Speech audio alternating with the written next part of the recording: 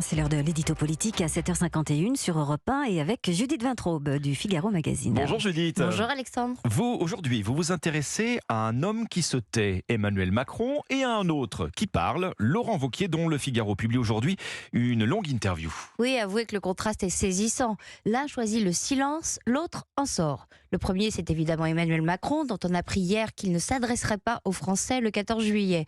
Alors bien sûr, cette tradition de l'interview lors de la fête nationale n'est pas une obligation, même si depuis que Valéry Giscard d'Estaing l'a instauré en 1978, tous ses successeurs s'y sont pliés. Tous, sauf le président actuel, justement, qui ne s'est livré à l'exercice que 2 fois, en 2020 et en 2022. Alors, il ne s'en est jamais caché, il n'a pas beaucoup aimé il n'aime pas beaucoup ce rituel. Hein. Oui, mais les circonstances auraient justifié qu'il se fasse un peu violence. Après tout, c'est lui qui nous a donné rendez-vous. C'était le 17 avril, après 3 mois de conflit sur les retraites. Il a fait une allocution à la télévision pour lancer ces fameux 100 jours d'apaisement, d'unité, d'ambition et d'action au service de la France.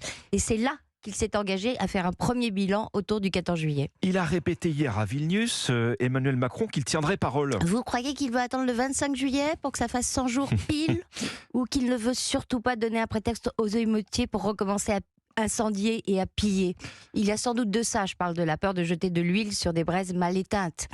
Mais plus il attendra, moins il sera audible. D'abord à cause des vacances, ensuite et surtout parce que le silence d'Emmanuel Macron est interprété comme le signe qu'il ne sait pas quoi faire pour sortir la France de ces crises successives. Rappelez-vous ce qu'il a dit aux élus qu'il a rencontrés à Pau la semaine dernière. Oui. Je cite les propos rapportés par le journal Sud-Ouest. Mais enfin, qui avait prévu ce qui allait se passer ? Oui.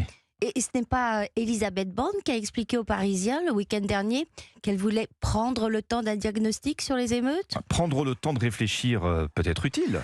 Écoutez, les fractures françaises sont décrites et analysées en long, en large et en travers depuis presque 20 ans par d'excellents observateurs, sans parler des enquêtes et de reportages que nous, journalistes, produisons.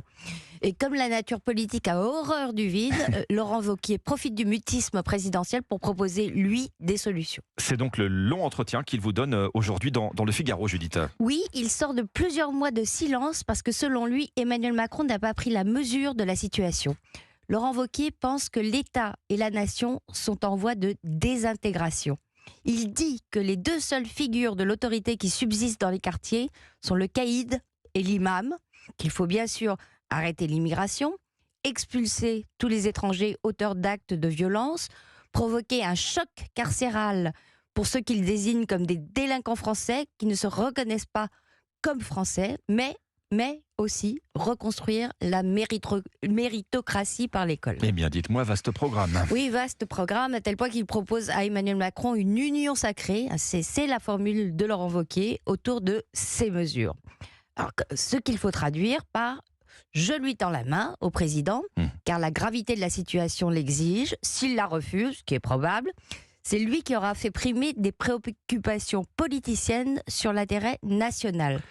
Quand Emmanuel Macron interviendra, parce qu'il interviendra forcément, oui, il devra réagir d'une manière ou d'une autre aux propositions de Laurent Wauquiez. De la part du probable futur candidat de la droite à la présidentielle, c'est bien joué. Merci Judith Vintraube du Figaro Magazine. On vous retrouve demain, Judith, à 7h50 sur Europe 1.